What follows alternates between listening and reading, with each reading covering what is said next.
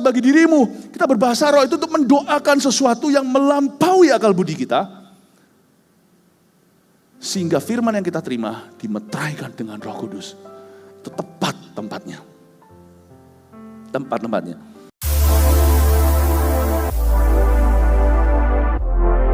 Tanda untuk orang yang tidak beriman, kita buka sama-sama di 1 Korintus pasal 14 ayat 22 sampai 25 kita baca bersama-sama ya.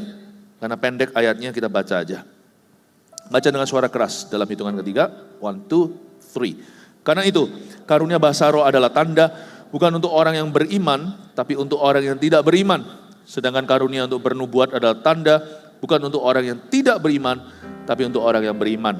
Jadi, kalau seluruh jemaat berkumpul bersama-sama dan tiap-tiap orang berkata-kata dengan bahasa roh, lalu masuklah orang-orang luar atau orang-orang yang tidak beriman, tidakkah akan mereka katakan bahwa kamu gila? Tetapi kalau semua bernubuat, lalu masuk orang yang tidak beriman atau orang baru, ia akan diyakinkan dan oleh semua dan diselidiki oleh semua. Ayat 25. Segala rahasia yang terkandung di dalam hatinya akan menjadi nyata, sehingga ia akan sujud menyembah Allah dan mengaku, sungguh Allah ada di tengah-tengah kamu. Saya baru tahu kalau ada air merek GMS Jakarta Barat. Haleluya. Nah, ayat-ayat ini banyak disalahguna dan di luar konteksnya. Kita harus mengerti bahwa Korintus itu gereja yang mengalami baptisan Roh Kudus dengan tanda berbahasa roh, lalu mereka tidak tahu bagaimana memakai karunia itu dengan bijaksana. Semua digunakan di luar konteksnya, tidak pada tempatnya. Ayat ini tidak menentang pemakaian bahasa lidah di dalam ibadah, malah justru membenarkan caranya. Kita melihat sekarang fungsi, purpose daripada bahasa roh, karena ini adalah karunia yang dahsyat. Saya nggak perlu ulang, kebaktian tadi semuanya kami sudah bahas. Bahwa bahasa lidah itu penuh dengan guna. Luar biasa faedahnya. Dengan atau tanpa ini ada sesuatu yang missing loh dalam hidup kita. Memang jangan sampai ekstrim ya berkata, kalau orang tidak berbahasa roh, orang itu tidak punya Roh Kudus. Siapa bilang? Jangan all or nothing, gereja itu nggak ada rohnya, gereja nggak ada Roh Kudusnya. Jangan. Siapa percaya Yesus adalah Tuhan, ada Roh Kudus di dalam diri orang itu. Baptisan Roh Kudus itu bukan nambahin Roh Kudus. Roh Kudus itu nggak ada size small, medium, large. Baptisan Roh Kudus dengan tanda berbahasa roh, itu yang berubah kitanya. Seperti masuk dimensi kuasa. Ada 2 pemahaman gereja, singkat cerita. Pemahaman gereja yang ke-1, adalah gereja tradisional biasanya. Baptisan Roh Kudus itu ya pengalaman lahir baru. Jadi Roh Kudus tinggal di dalam diri kita, tanda baptisan Roh Kudus ya buah-buah roh. Kasih, sukacita, damai sejahtera. Iya sih, tapi jangan dicampur baurkan. Gereja kita percaya ini adalah berkat kedua setelah orang percaya. Berkat susulan yang bisa terjadi saat orang itu lahir baru sekalian. Hari-hari ini kami melihatnya. Orang terima Tuhan, dibaptis di kolam baptisan, padahal baptisan air. Dia ngalami baptisan supranatural juga bersamaan. Tapi 2 baptisan yang beda. Satu baptisan air, Yohanes Pembaptis berkata, aku membaptismu dengan air, tapi dia yang datang sesudah aku, buka tali kasutnya aku ndalai, dia membaptismu dengan Roh Kudus dan dengan api. Saya melihat berkali-kali orang di kolam baptisan sebelum nyemplung atau pada waktu di dalam air itu, dia berbahasa lidah pisan sekalian. Tapi tetap itu adalah berkat susulan yang pasti orang tidak akan mengalami baptisan Roh Kudus dengan tanda berbahasa roh jikalau dia nggak percaya Yesus.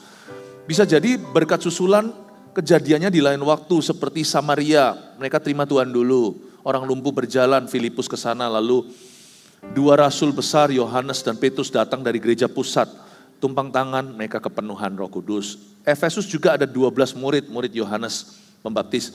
Mereka ditumpangi tangan sama Paulus, mereka terima Roh Kudus. Cornelius terjadinya bersamaan. Sekalian pada waktu dia terima Yesus, dengar khotbah dari Petrus, hari dia lahir baru, boom, dapat baptisan Roh Kudus.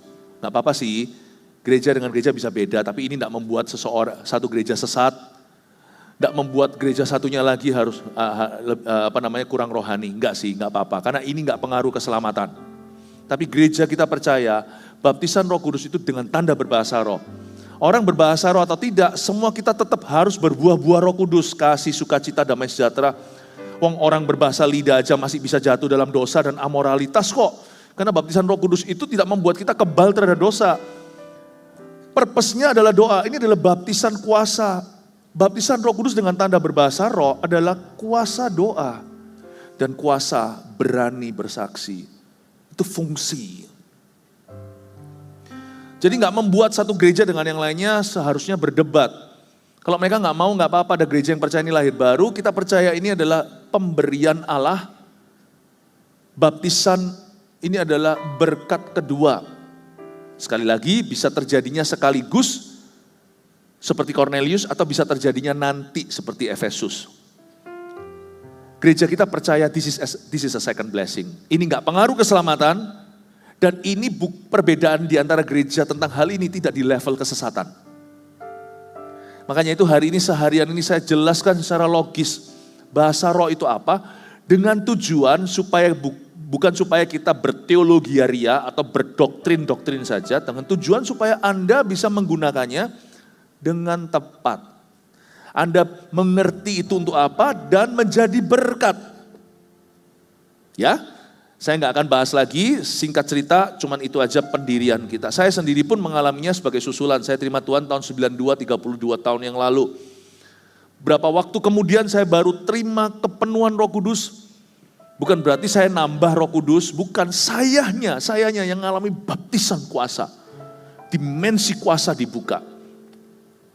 Berapa waktu kemudian saya mengalami perubahan dahsyat khususnya merombak hidup doa saya. Tuntunan Roh Kudus menjadi supranatural dalam hidupku. Dan juga keberanian untuk bersaksi beda bumi langit sesudah dan sebelumnya. Sekarang saya mau menjelaskan satu ayat yang susah. Saya ajak Anda untuk menelusuri bersama dengan saya, hati-hati mencerna. Kita lihat sekarang di ayat yang ke-22. Karena itu karunia bahasa roh adalah tanda, katakan tanda. Bukan untuk orang yang beriman, tetapi untuk orang yang tidak beriman. Katakan untuk orang yang tidak beriman. Boleh katakan lagi, bahasa roh adalah tanda untuk orang yang tidak beriman. Sedangkan karunia untuk bernubuat adalah tanda bukan untuk orang yang tidak beriman, tapi untuk orang yang beriman. Katakan nubuatan adalah tanda untuk orang yang beriman. Bedakan antara gift and sign. Bahasa roh adalah tanda untuk orang yang tidak beriman. Atau orang yang tidak percaya Tuhan. Orang ateis sekalian. Tapi bahasa roh adalah karunia untuk orang beriman. Dia tanda untuk mereka yang tidak beriman, tapi dia karunia untuk orang yang beriman. Pelan-pelan ya, cerna ya. Kenapa dia karunia untuk orang yang beriman? Seperti saya katakan, orang yang bisa berbahasa lidah itu punya kuasa doa yang tidak dimiliki dengan orang yang tidak berbahasa lidah. Tidak membuat kita jauh lebih kebal dosa, tidak membuat kita lebih rohani. Jangan pernah remehkan dan anggap, jangan pernah menghina orang yang tidak berbahasa roh loh ya. Dan berkata aku punya Roh Kudus lebih banyak dari kamu. Emangnya ada berapa? Ya, bahasa roh bukan demi status tinggi rohani. Gua lebih rohani dari lu, nggak bisa. Itu nggak ada dasarnya. Tetapi orang yang berbahasa lidah punya kuasa doa yang beda. Sedangkan orang kalau nggak bisa berbahasa roh, doanya terbatas hanya di akal budinya. Yang notabene tidak tahu segala sesuatu. Bagaimana bisa mendoakan lubuk hati dan rahasia manusia. Orang yang berbahasa roh itu bicara sama Allah, bicara dengan Tuhan, bicara kepada Bapa, dan mengutarakan hal-hal yang rahasia bagi manusia. Pasti orang yang berbahasa roh doanya lebih nggak terbatas. Karena orang yang berdoa dengan bahasa lidah itu berdoa untuk masa depan. Masa depan itu banyak misterinya. Dan mendoakan rahasia orang yang bahkan dia pun yang mendoakan tidak selalu harus tahu. Dan orang yang berdoa berbahasa lidah itu mendoakan dirinya sendiri sedangkan kita aja nggak mengerti isi hati sendiri. Pasti ada sesuatu yang beda. Jadi kenapa disebut karunia bagi orang yang beriman? Kalau kita minta karunia ini, ada benefitnya. Berbahasa roh, tidak berbahasa roh, ada bedanya. Selain itu keberanian bersaksi. Setelah orang itu mengalami baptisan Roh Kudus dengan tanda berbahasa roh, beda banget. Kehidupan bersaksinya itu lain. Saya sendiri alami. Saya ngalaminya susulan ya. Sebelum itu saya sudah kenal Tuhan, saya sudah cinta Tuhan. Tetapi setelah saya ngalami baptisan Roh Kudus, beda. Saya punya keberanian untuk bersaksi dan ada kuasa. Lain banget dalam ministry. Bukan berarti saya nggak bisa grogi, masih bisa grogi. Tetapi ada sesuatu, kalau dahulu saya melayani ya gitu-gitu. Tapi sekarang seperti ada suatu penyertaan secara supra alamiah, saya nggak bisa jelaskan. Itu beda loh, memang beda. Selain itu tuntunan Roh Kudus dalam hidup saya itu mengalami akselerasi dan eskalasi. Akselerasi itu percepatan, eskalasi itu mengalami peningkatan. Gak pernah kayak gitu. Betul-betul yang namanya spirit led life, hidup yang dituntun Roh Kudus itu beda banget. Hidup spirit led, spirit filled, hidup penuh Roh Kudus, hidup dituntun sama Roh Allah itu beda. Ya. Tapi tetap sama sih, bahasa lidah atau tidak, kita semua tetap harus berbuah-buah dalam Roh Kudus. Buah gak bisa dibuat terburu-buru, gak bisa digesa-gesa. Gak tiba-tiba orang berbahasa lidah langsung kasihnya sempurna, langsung dia jadi orang yang paling baik hati di seluruh dunia, kemurahan, pengendalian diri, enggak. Kedewasaan kita gak langsung terpengaruh dengan karunia. Tapi ada suatu pengalaman dengan Tuhan itu yang beda, sungguhan. Dan itu bisa pada akhirnya secara gak langsung, enhancing the fruits, itu bisa membuat buah-buah roh kita lebih lebat, itu iya. Karena orang yang dibaptis Roh Kudus itu peka. Dengan tanda berbahasa roh, orang itu mengalami dimensi roh. Gak heran dia lebih dijamah, lebih ngalami zaman-zaman, lebih terbuka. Di gereja yang terbuka dengan hal-hal ini, gak kering rohani. Meskipun orang bisa tetap memilih untuk kering rohani sendiri. Tapi ada lawatan. Sedangkan di gereja-gereja yang tidak terbuka, hal itu tidak diizinkan. Jadi tentunya ada efek sampingnya, bisa jadi lebih lebat buahnya. Tapi biasanya lebih dibombardir kaum karismatik kalau jatuh dalam dosa. Lebih dicerca lah.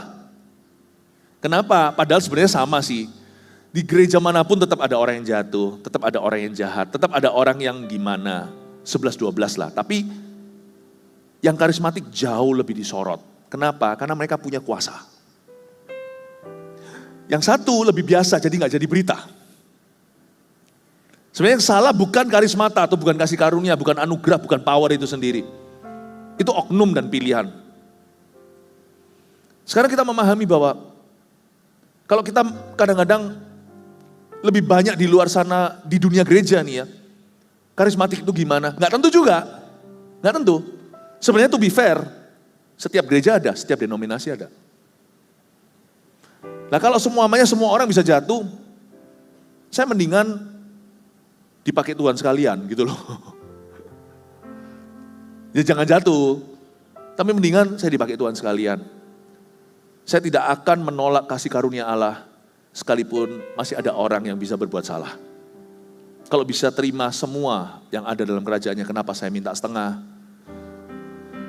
Sekarang mengerti ya, bahwa bahasa roh itu karunia untuk orang beriman, tapi dia tanda untuk orang yang tidak beriman. Coba tanya, gimana maksudnya? Tanya orang sebelahnya. Nah makanya dia gak bisa jawab kan? Nah, saya yang jawab sekarang lewat doa ini. Lewat firman ini. Jadi bahasa roh adalah karunia untuk orang beriman. Dia karunia doa, karunia bersaksi. Tapi dia tanda untuk orang yang tidak beriman. Aha. Di dalam ibadah penyembahan, bahasa roh di gereja kita ditempatkan pada konteks yang tepat, yaitu saat penyembahan. Waktu praise pun memuji Tuhan, kita gak berbahasa roh, karena susah berbahasa lidah dengan beat begitu. Tapi waktu kita menyembah, ada satu titik, kita harus izinkan gereja mengalami keintiman yang tidak dikontrol manusia. Karena itu gereja kita tidak akan pernah meniadakan bahasa lidah. Gak ada Paulus berkata di pertemuan jemaat jangan berbahasa roh, tapi dia benerkan purpose-nya. Paulus itu suruh kita untuk mengerti bahasa roh itu gunanya apa. Nah kita tahu dalam ibadah kita bahasa roh itu gunanya adalah memberi kesempatan setiap orang, setiap jemaat yang hadir untuk mengalami penyembahan yang sangat-sangat show yourself. Tidak dipengaruhi dengan lagu yang dinyanyikan, tapi lagu baru dari hatimu. Meskipun melodinya sendiri-sendiri, tetapi semua sudah di-lock di satu kunci G, F, atau A, atau D. Supaya kita nggak ngawur, supaya tertib. Dan juga ditaruhnya di dekat khotbah, supaya langsung ada semacam tafsiran dari penyembahan jemaat dalam bentuk rema yang dibawa pulang ke rumah. Jadi bahasa roh itu karunia dalam gereja, jangan ditiadakan. Secara pribadi apalagi kita juga punya mesbah doa sendiri. Bahasa lidah sangat-sangat instrumental untuk membangun mesbah doa kita. Tetapi dia adalah tanda bagi orang yang tidak beriman. Maksudnya apa? Sekarang kita ngerti fungsinya dalam ibadah. Berarti bahasa roh adalah karunia bagi GMS tercinta. Sebenarnya bagi gereja-gereja, terserah gereja mau enggak. Kita mau, kita haus, kita rindu, kita butuh. Tapi dia adalah tanda bagi orang yang tidak beriman. Begini loh maksudnya. Kalau nggak ada bahasa roh ditiadakan lama-lama, gereja akan jadi klub sosial. Orang beriman datang akan suka, kerasan, tapi mereka nggak merasakan bedanya, mereka nggak tertantang. Alasan kita adalah membuat orang itu bisa kenal Yesus pelan-pelan. Tapi at some point dia harus bisa mengakui kesupranaturalan Tuhan. Disinilah ada satu batas yang tidak bisa tidak, ada satu titik orang tidak beriman itu harus menyeberangi.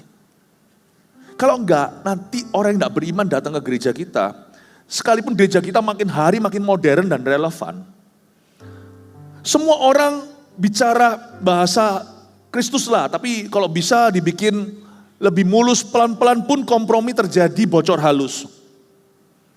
Pertobatan sudah enggak disebut sebagai pertobatan, tapi berubah pikiran. Sorga sudah jarang dibahas, apalagi neraka. Kehidupan kekal, lebih kepada kehidupan kita yang maksimal hari ini, gimana sukses. 3 poin, 5 poin, 7 poin untuk bisa bahagia, untuk bisa berhasil, untuk bisa lebih menerima diri sendiri. Lama-lama psikologi. Gereja dapat kerelevanan, kehilangan heavenly touch. Semakin sempit dimensi supranatural yang notabene very Roh Kudus. Yang lainnya juga bisa kita ngaku semuanya ada Roh Kudus, saya tahu. Tapi yang Roh Kudus yang sungguh-sungguh just Roh Kudus, itu yang tidak bisa dikontrol orang dan sungguhan tidak dimengerti bahasanya. Dan ketika orang tidak beriman masuk di gereja kita, pertama mereka merinding. Sebagian akan menghina. Seperti para rasul waktu dapat lidah api itu, 120 itu diejek begini, dicaci, bukan dicaci, dikata-katain. Mereka mabuk anggur manis. Orang dunia kehabisan kata-kata, bagaimana menjelaskan mereka? Paling gampang ya gila atau sesat. Tapi gereja itu jadi silau terhadap orang yang tidak beriman. Orang beriman tahu waktu kita lagi berbahasa roh dalam ibadah, mereka langsung berkata, "Ih, ini apa?" Tanda bagi yang tidak beriman. Meskipun mereka bisa salah paham kalau tidak ada penjelasan. Makanya tidak bisa bahasa roh itu stand alone. Bahasa roh doang. Tetap harus ada firman di area nubuatan. Harus ada kata-kata manusia. Kalau tidak ada penjelasan, tidak ada jalan Tuhan yang diperkenalkan. Kalau bahasa roh sampai selesai, doa berkatnya pun bahasa roh, pengumumannya bahasa roh, gitulah ya ekstrimnya. Orang pulang ke rumah hanya bilang kita gila. Tapi kalau kita tidak ada dimensi rohnya, orang datang dan berkata, "Wah, gereja ini keren." Tapi bagi mereka hanyalah sosial club saja. Dan bagi mereka yang tidak beriman datang ke sini, kalaupun mereka jadi Kristen, tidak lebih hanyalah memeluk agama Kristen. Tidak pernah ada satu titik cut off. Mereka lahir baru dan harus percaya bahwa Yesus itu lahir dari perawan. Mati dia itu bangkit semua. Kebangkitan jadi teori. Good lah, ini satu buku. Mereka kok tidak terbeban untuk tahu. Mereka cuma mendengar bahwa oke lah, inilah teori agama tersebut. Kebangkitan Yesus tidak terasa. Tidak jadi sesuatu kesaksian pribadi. Mujizat sudah tidak ada. Once upon a time dulu ada suatu cerita legendaris. Aku peluk agama ini. Oprah Winfrey buat agama misalnya. Ada tuh yang ikut. Ada seorang YouTuber, saya pernah ditunjukkan seseorang. Buat agama iseng-iseng, tetap ada yang ikut. Orang itu don't mind dengan suatu teori yang out of the world. Tapi no conviction, tidak ada keyakinan di dalamnya. Mereka cuma ikut-ikutan, keren nih, asik nih, something new. Akhirnya nanti semua jemaat hanya orang-orang yang memeluk agama. Tidak ada dikonfrontasi, Yesus bangkit dari maut. That really happened. Gereja itu lahirnya, mau tahu nggak? Happy birthday to you, happy anniversary-nya gereja itu apa? Gereja Perjanjian Baru itu lahir dari 120 lidah api gentayangan di atas setiap kepala. That's how the church was born. Church has always been supernatural. Selalu supernatural. Jadi orang tidak beriman datang ke gereja. Kalau mereka lihat gereja itu hanya relevan dan melenyapkan semua jejak kaki tanda-tanda Roh Kudus di dalamnya. Khususnya yang Roh Kudus, just Roh Kudus. Orang tambah banyak pun orangnya, sekuler hatinya semuanya. Tapi waktu mereka masuk, mereka bilang, gila ini orang-orang. Tapi mereka kaget, loh itu temanku itu lawyer, pengacara. Loh itu temanku itu hakim. Loh ini profesor ini. Mereka mau bilang gila, mereka harus mikir dulu. Ini orang-orang gak kalah pinter sama dia. Kenapa kok bisa begini? Mereka bingung. Nah kalau mereka bingung kita tinggalkan tetap hanya berbahasa lidah saja. Mereka akan tinggal dalam kebingungan. Tapi kalau setelahnya kita jelaskan ada firman bahkan nubuatan yang menyelidiki hati mereka, mereka akan diyakinkan sungguh Allah ada di tengah-tengah kamu. Nangkep ini ya. Banyak gereja salah langkah menurut saya. Kita nggak usah menuding melihat siapa. Bukan urusanku. Saya pun sekarang ngomong gini nggak ada pikiran apa-apa siapa-siapa. Kalau saya khotbah gini bersih, saya hanya mikirkan jemaat sendiri. Tapi gereja kita tidak boleh pernah jalan di jalan itu. We will never make our church relevant, acceptable to the world. Gereja kita tetap harus ada cut off batasnya. Orang masuk ke sini, kayaknya aku ini berada di mana ini? Kayak di luar dunia. Waktu nyanyi-nyanyi ya biasalah. Orang konser nyanyi-nyanyi lagu. Ya oke lah. Tapi ketika mereka mulai melihat penyembahan yang out of the world. Yang bukan dari dunia ini. Apapun processing di sini. Paling tidak mereka tahu. This group of people is different. Tinggal mereka tanya, ada apa dengan orang-orang ini? Nah, apakah mereka dapat jawabannya atau tidak? Nah, itu lain cerita. Karena itu dikatakan di ayat ini, ayat 23. Jadi kalau seluruh jemaat berkumpul bersama-sama dan tiap-tiap orang berkata-kata dengan bahasa roh. Lalu masuklah orang-orang luar atau orang-orang yang tidak beriman. Tidakkah akan mereka katakan bahwa kamu gila? Itu terjadi waktu Pentakosta pertama. Mereka dituduh mabuk. Jam 9 pagi padahal. Ini tuduhan. Sebagian orang-orang yang tercengang itu dan berkata, what is this? Apa ini? Tanda untuk orang tidak beriman. Dari Mesir, dari Kirene, mereka dari Arab, tanah Arab, dari berbagai kota, dari Roma. Mereka bertanya-tanya garu-garu kepala, what is this? Apa ini? Dan mereka terpaksa harus mikir lebih daripada apa yang mereka telah ketahui di dunia. Mau tidak mau mereka di-challenge. Ketidakberimanan mereka digoyangkan. Tapi sebagian di antara mereka bukannya cari Tuhan, malah menghina dan melontarkan kata-kata ejekan seperti ini orang-orang mabuk anggur manis. Paling tidak, everybody paid attention. Mereka harus mulai memperhitungkan ada nggak adanya Allah. Waktu mereka datang ke gereja kita, dalam kehidupan kita, mereka mengerti, wow, pikiran satu, setan kah? Apakah ini adalah kelompok orang sesat? Apa ini ketika bulu kuduk mereka berdiri, sebagian mereka akan mulai berpikir, what is this? Tanda bagi tidak beriman. Apa ini? Sebagian lagi terlalu gengsi untuk mengakui apa yang mereka rasakan dan berkata, ini orang ini semuanya mulai tuding kanan kiri. Karena dia gengsi. Dan dia harus meyakinkan temannya bahwa dia tidak terpengaruh, padahal temannya sudah terpengaruh. Ini orang-orang aneh memang. Tapi tudingan itu akan kembali kepadanya sendiri ketika dia tahu bahwa orang A, orang B dalam hidupnya, bahkan yang ada di atasnya, bahkan yang dia kagumi, dan beberapa orang yang dia hina itu nanti akan berbuat baik kepadanya, memberi bara api, dan dia telan kata-katanya. Ternyata yang kusebut orang gila lebih waras dari aku yang kena narkoba. Yang saya sebut ini orang-orang sesat, ternyata lebih waras dari saya yang menyesatkan banyak orang, yang menjerumuskan banyak orang ke dalam dosa. Yang mereka bilang ini orang-orang bodoh ini. Nanti jangan-jangan bosnya sendiri yang lebih pintar dan jenius, yang lebih pintar kerja dari dia, yang lebih ulet. Buat orang dunia terombang-ambing dalam ketidakimanannya. Bahasa roh bisa membuat itu. Waktu mereka masuk di tengah-tengah kita. Tapi kalau mereka masuk ke gereja kita, wah ini aku senang ini. Mirip dengan dugemku. Ini persis seperti hidupku. Gak apa-apa.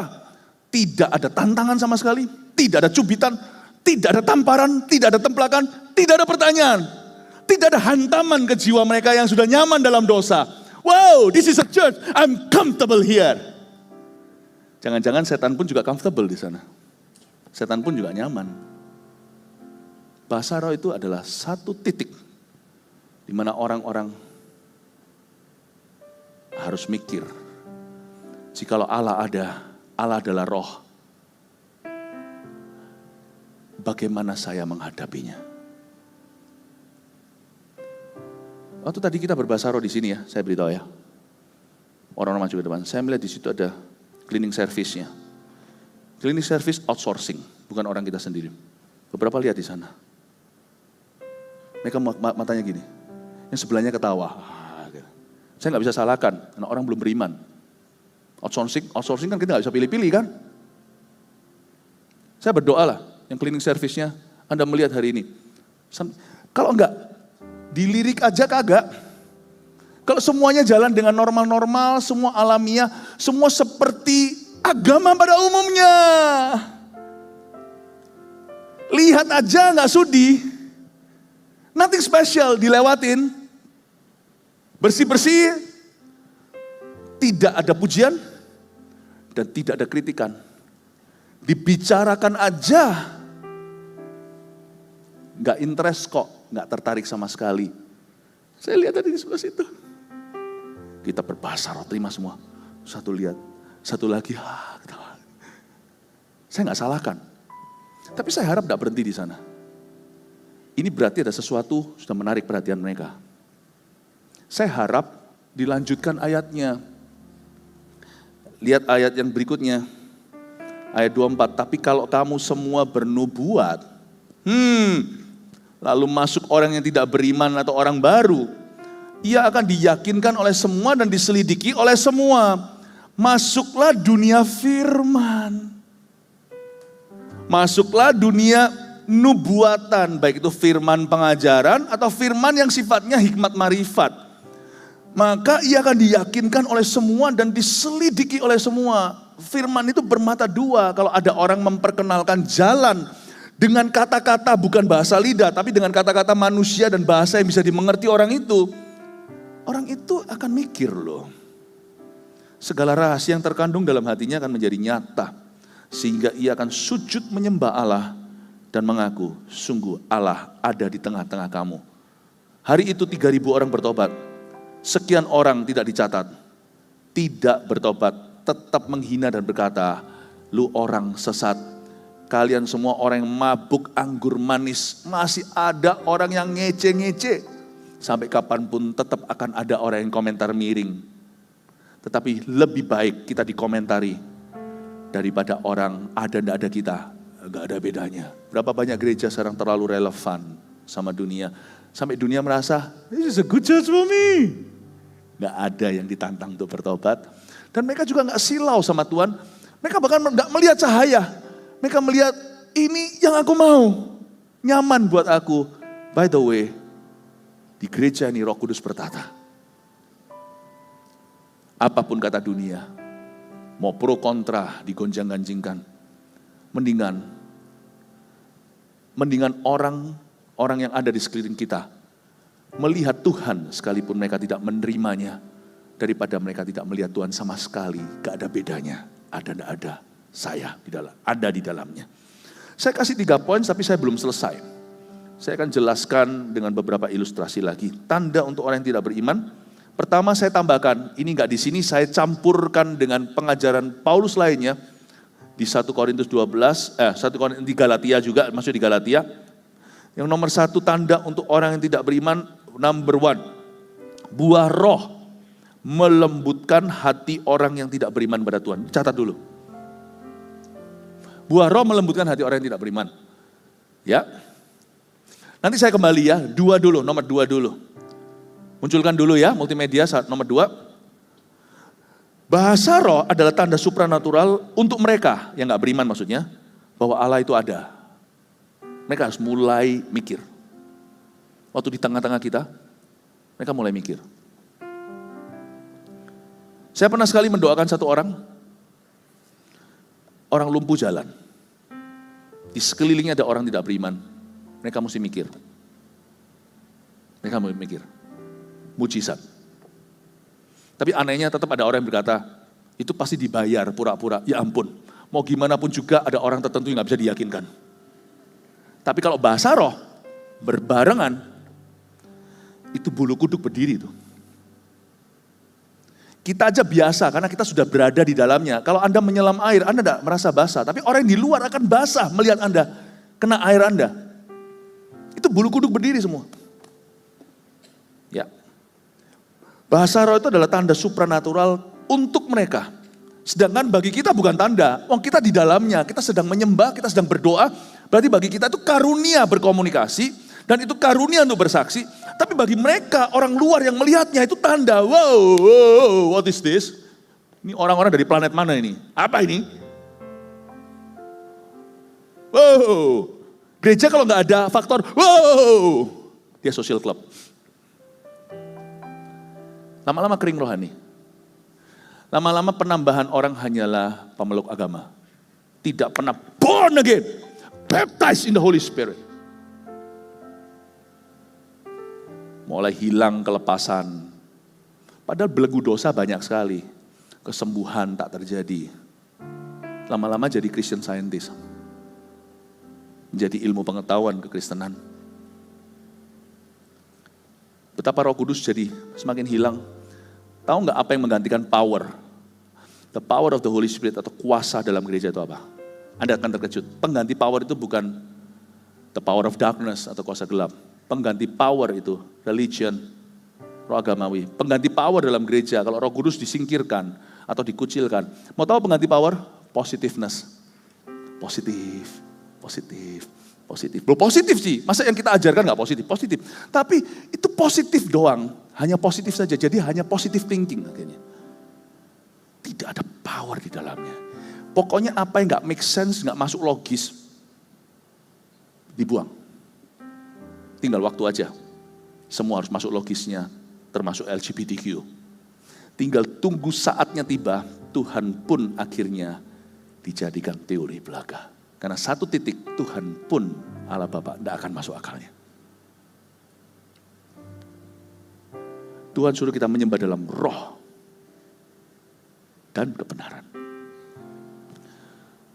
Jadi ini powerful sekali. Tapi nggak dalam roh saja ya, harus dalam kebenaran juga. Jadi poin 2 tadi, bahasa roh adalah tanda supranatural untuk mereka bahwa Allah itu ada.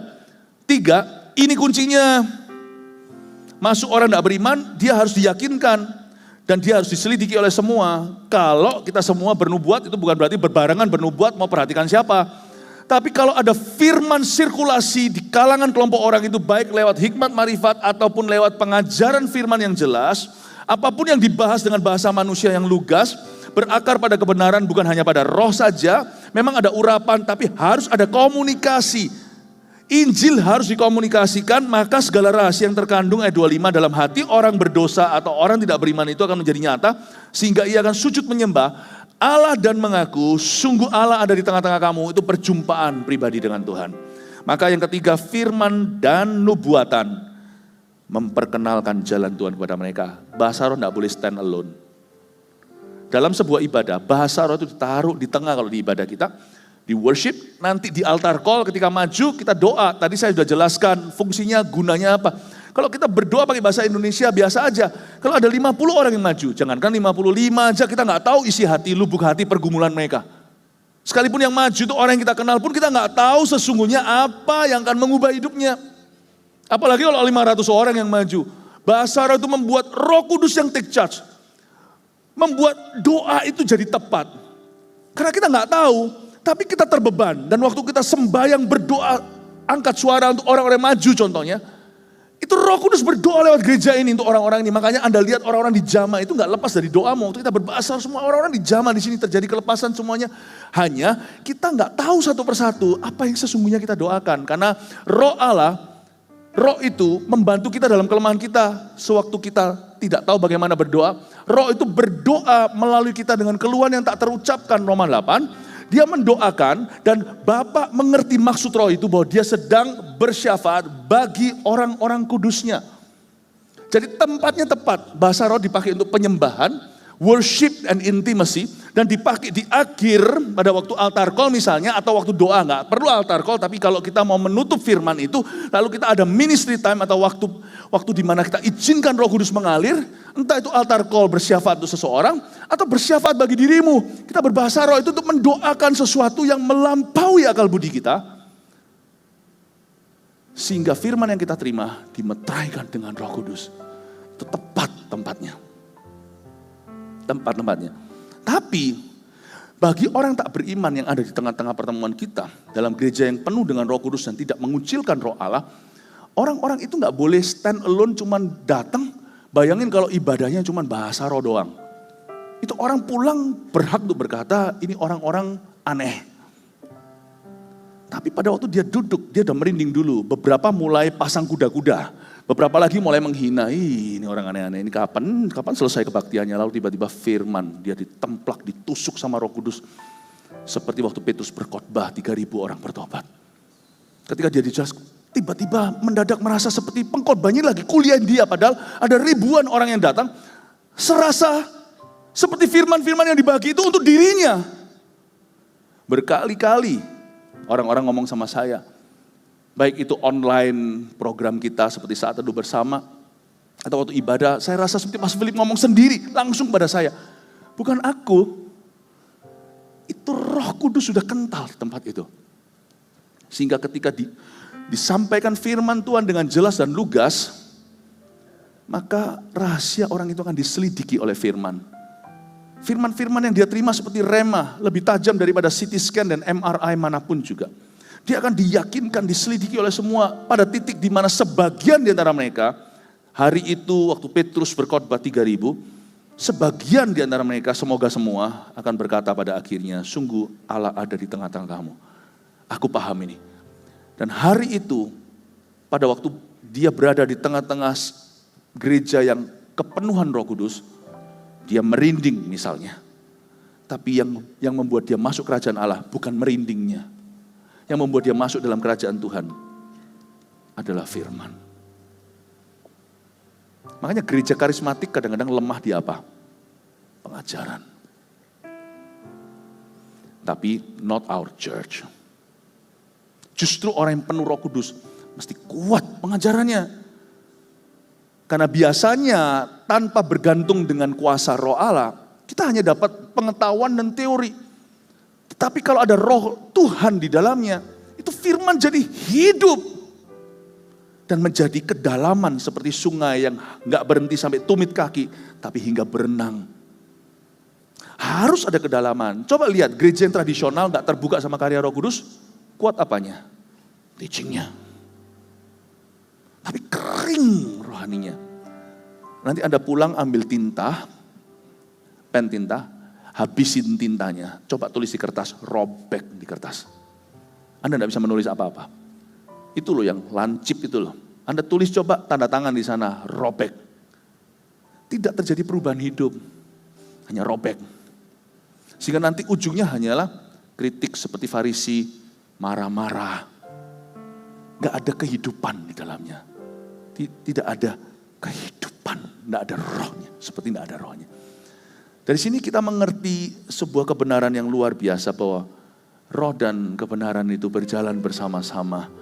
Kalau kita mau menjadi orang Kristen yang sungguh-sungguh dipakai Tuhan, bukan hanya dalam ibadah secara individu lepas pribadi lepas pribadi, mari kita kuat di dalam Roh Kudus. Saya berbahasa roh tiap hari, saya baca firman dalam roh dan kebenaran kuat. Firman dan nubuatanlah yang memperkenalkan jalan Tuhan kepada mereka. Munculkan ketiga-tiganya bisa? Ya, Anda mau foto silahkan. Saya mau jelaskan lagi sedikit soalnya. Buah roh melembutkan hati orang yang tidak beriman kepada Tuhan. Ya, yang beli karcis ke dalam hati itu buah. Jadi bukan merindingnya bahasa roh tanda supranatural kepada orang tidak beriman bahwa Allah itu ada. Bukan firman nubuatan memperkenalkan jalan Tuhan kepada mereka sebelum bahkan memperkenalkan apa-apa. Mereka tutup pintu biasanya orang gak beriman. Biasanya mereka mulai terharu, lembut hati, terbuka untuk diberitahu ketika mereka lihat buah roh terdekat. Kalau pendeta, mereka bisa skeptis karena mereka gak kenal. Tapi kalau Anda beda. Saya kasih satu cerita bagaimana saya bertemu dengan seorang Kristen yang konservatif, malah justru anti bahasa lidah. Tanpa sengaja suatu hari saya pergi ke dokter gigi. Salah alamat ceritanya, tapi puji Tuhan dalam Tuhan salah pun ternyata tuntunan. Masuklah saya, terlanjur, dokternya udah suruh saya masuk. Ya sudah, saya masuk ke dalam situ. Ini terjadinya belasan tahun lalu, lebih tepatnya 2005. Waktu saya masuk di dalam situ, dokternya sudah mulai pasang apanya putih ini, pakai ininya, maskernya semuanya, tangannya pakai glove, lalu berkata, buka mulutnya. Dibuka, saya bilang, ini dokternya mestinya bukan ini ya. Istri saya waktu itu ada urusan keluar kota, jadi saya cari gigi nggak bisa ditunda. Ada lubangnya atau apa, jadi saya mau ditambal atau gimana. Ternyata benerin. Mulut lagi terbuka, dia bilang, Anda pendeta ya? Oh enggak, sorry. Dia belum tahu saya pendeta, itu tahun 2005. Dia bilang, kuliah di mana? Wah itu pujian, saya dibilang masih kuliah. 2005 itu saya sudah umur 31. Saya pakai jeans yang sobek-sobek ya kan. Itu kan hari liburan, lagi hari off saya. Akhirnya singkat cerita, dia bilang mahasiswa, saya bukan mahasiswa. Saya bilang, ayah penggeka. Apa? Penggeka. Oh pendeta. Pendeta mana? Tahun. Oh, kalian GMS kan nggak bisa ya. Oh yang di sini berubah, berhenti kerjain gigi. Langsung dia serang. Sesat-sesatkan. Saya masih ingat kok. Orang karismatik gini, nggak kuat gini. Dia nggak fair.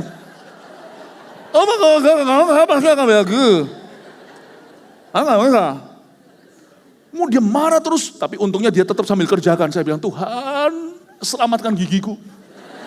Jangan dia marah, gitu. Tapi ternyata dia ngomel, intinya pokoknya dia serang karismatik mati-matian. Ya, gerejanya tidak jauh dari tempat kita beribadah. Tapi dia bukan gereja yang percaya bahasa rohnya, nggak apa-apa. Setelah saya untungnya gigi saya begitu tuh anugerah, karena kalau enggak saya bisa berdebat ria. Dan sekalipun saya menang buat apa kalau saya mengalahkan orang sehingga orang semakin anti sama Roh Kudus. Untungnya saya nggak bisa bicara, membuat saya jadi kalem dulu. Waktu setelah selesai dicabut itu, giginya sudah selesai, saya bisa mingkem kembali. Dia menunggu reaksi saya. Waktu sebelum saya bereaksi berkata-kata, saya diingatkan Tuhan, Philip, buah roh lah yang melembutkan, bukan kuasa. Saya jadi ingat, 9 karunia, ada 9 rasa buah, kasih, sukacita, damai sejahtera, Galatia 22. 9 karunia yang ditulis secara karunia demonstratif yang ada di 1 Korintus 12. Coba kawinkan dan jodohkan. Kasih ketemu dengan karunia berkata-kata dengan hikmat. Sukacita dengan kata-kata pengetahuan. Iman itu ketemu dengan damai sejahtera loh. Kasih, sukacita, damai sejahtera. Saya di dalam hati saya ini pada waktu saya mikir jawaban apa terhadap orang yang serangan bertubi-tubi, tapi mulut saya lagi dibajak. Saya mau ngomong apa, Tuhan tiba-tiba kasih saya ayat Galatia 22 dan 1 Korintus 12. Dan karunia berbahasa roh itu paralel dengan buah kelemah lembutan. Orang karismatik mesti lemah lembut. Dia bilang, oke, apa jawabmu? Dalam hati, Dok, aku ini pasienmu. Aku udah datang sebagai penggeka. Tapi saya nggak ngomong begitu. Saya bilang, atas nama semua orang karismatik yang pernah melukai Anda dan yang sudah jadi negatif example. Menjadi teladan yang buruk bagi Anda semuanya. Saya minta maaf. Dia diam. Saya bilang, saya minta maaf. Saya tulus, saya minta maaf. Intinya pokoknya tidak semua begitu sih. Cuman saya nggak mau bela diri. Dok, I apologize on behalf. Siapapun saya nggak kenal. Kalau ada, saya nggak pungkiri tentang di pihak karismatik pasti ada yang jahat. Saya minta maaf ya. Kaget dia, mukanya langsung merah. Berhenti di sana. Lalu dia sungkan. Oke, sudah selesai. Oke, bayar berapa? Nggak usah. Loh jangan, saya justru nggak mau. Justru kalau orang kayak gitu saya nggak mau. Nggak bisa, saya mesti bayar. Nggak bisa. Kan sana pendeta. Oh emangnya pendeta minta free? Minta gratisan? Enggak. Saya bilang enggak, saya bayar. Minggu depannya dia muncul di gereja. Di ibadah. Minggu depannya lagi ngalami kelepasan. Minggu depannya lagi terima baptisan Roh Kudus. Masih tepuk tangan untuk Yesus. Saya beritahu ya, memenangkan hati orang itu tidak susah. Lemah lembut. Kejarlah kasih. 1 Korintus 14. Bukan untuk menang berdebat. Kalau Anda dituding sama orang dan berkata, you sesat, tunjukkan buah. Tidak usah bela diri.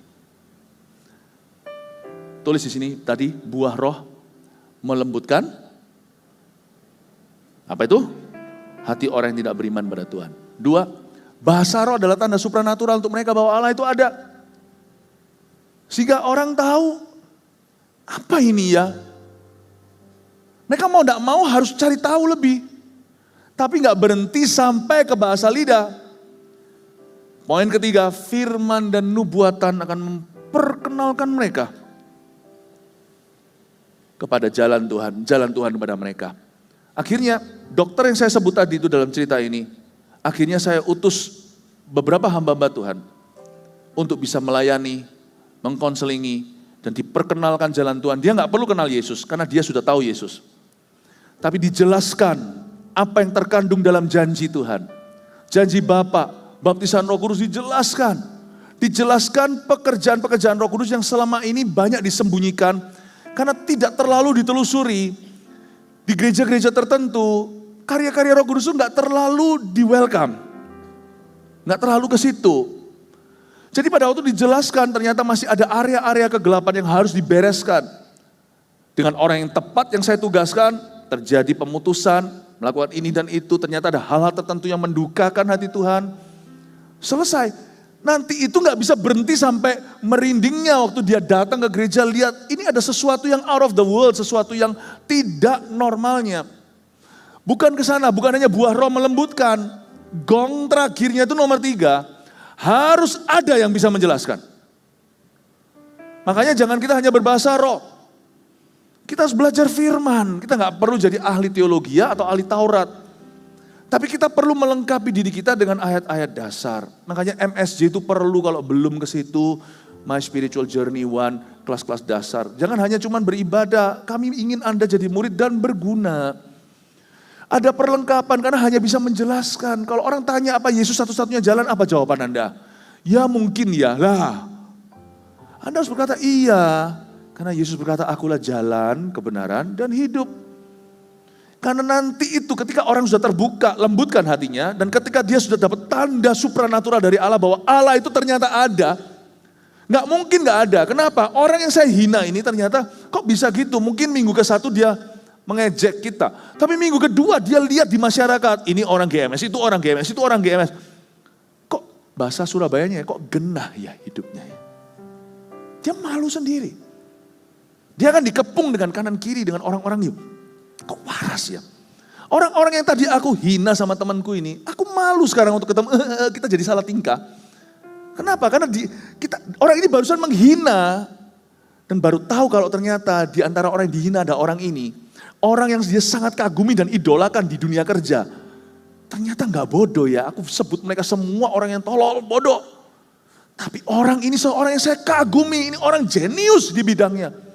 Ternyata dia ada di ibadah itu yang saya hina. Dan orang ini aktivis penuh Roh Kudus. Bayangkan saudara, nanti itu jadi tanda bagi orang tidak beriman. Tahu nggak? Orang Kristen yang berbahasa roh adalah tanda untuk orang tidak beriman. Hidupmu itu tanda. Bukan cuma bahasa lidahmu. Hidupmu itu tanda untuk orang tidak beriman. Seperti saya sama dokter gigi itu yang marah-marah tanpa sebab. Kelemah lembutan kita, buah roh kita. Wisdom kita. Wise-nya. Bukan hanya tanda kepada orang tidak beriman, bahkan tanda kepada orang-orang yang tidak terbuka sama Roh Kudus. Meskipun Kristen loh ya. Hidupmu itu tanda. Makanya orang-orang karismatik tidak boleh malu-maluin. Gak boleh sombong, gak boleh sok, gak boleh tuding-tuding. Kamu gak punya Roh Kudus ya? Paling gak enak begitu. Ayolah, ke gerejaku lah. Gerejamu gak ada rohnya. Gak gitu caranya menginspirasi. Malah justru kalau kita benar, jikalau kita sungguh-sungguh jadi tanda yang berkenan, kita harus nolak-nolak orang. Janganlah, aku jadi sungkan loh. Semua orang mau ikut ke sini tuh gimana? Nggak usah. Nanti aku jadi nggak enak segalanya. Kita malah nolak-nolak, gitu. Narik-narik, kita yang nolak-nolak. Paham ya Bapak Ibu Saudara? Jadi ingatkan dirimu tiap hari. If you speak in tongues, that's your gift. Itu karuniamu. Tapi hidupmu itu tanda untuk orang yang tidak beriman. Karena mereka tahu Anda siapa.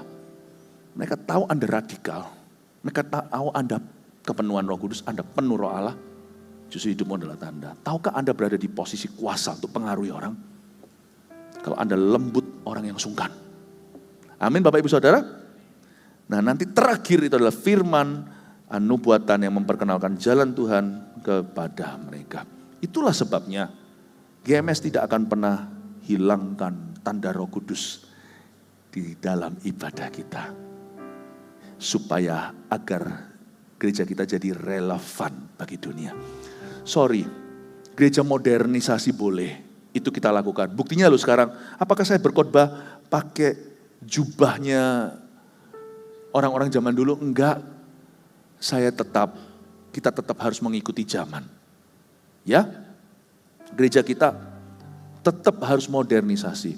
Tapi kita tidak akan membuat gereja kita fitting, masuk di dalam ekspektasi orang tidak beriman. Atau orang kurang beriman, atau orang yang tidak serius dengan Tuhan, orang yang hanya mau social club saja. Sorry, it's not a church for everybody, it's a church for those who are ready to receive Jesus. Ini adalah gereja yang siap. Kita nggak akan mengubah diri demi supaya memenangkan orang. Emangnya menang? Gitu aja loh. Aku harus bisa berubah gini supaya aku bisa menangkan dia. Loh, kok yakin menang? Buktinya kamu kalah. Kamu jadi seperti mereka, bukan mereka jadi seperti kamu. Memenangkan apa? Kalah kok. Memenangkan orang itu menginspirasi mereka lewat buah. Dan Tuhan akan bekerja lewat tanda. Hidup kita terutama. Kita bisa menjelaskan. Itu orang nanti ngikut satu-satu sama Anda. Ngikut sama Yesus. Satu persatu. Itu baru memenangkan. Gereja kita tidak akan menjadi relevan. Relevan, modern sih. Relevan supaya bisa diterima? Tidak. Because this church belongs to someone supernatural. Gereja ini milik seseorang yang supernatural. Roh Kudus namanya. Bedanya apa? Yesus adalah kepala gereja. Efesus. Kitab Efesus. Roh Kudus adalah Allah di dalam gereja. Bapa adalah Allah yang memiliki gereja. Bapakkulah pemilik kebun anggur, Yohanes 15. Bapakkulah pengusahanya, akulah pokoknya, kamu carangnya, kata Yesus. Bapak itu Allah yang memiliki gereja. Yesus adalah Allah atas gereja. Roh Kudus adalah Allah di dalam gereja. Yang tuntun Anda ke kiri kanan yang beritahu itu Allah Roh Kudus. Saya tidak mau hilangkan jejak-jejaknya dia. Karena this church is not a social club. Gereja ini adalah tempat miracles happen, mujizat terjadi, katakan amin. Gereja ini adalah tempat di mana perubahan hidup terjadi, katakan amin. Gereja ini adalah tempat di mana orang biasa diurapi jadi luar biasa, katakan amin. Gereja ini adalah tempat di mana orang mendengar suara Allah dan mendapatkan firman, katakan amin. Gereja ini adalah tempat di mana kita akan memperoleh karunia-karunia dari sorga, bukan positive thinking dari dunia. Gereja ini adalah tempat di mana kita menerima impartasi dari Roh Kudus, katakan amin. Kasih tepuk tangan untuk Tuhan Yesus, haleluya. Mari kita semua bangkit berdiri.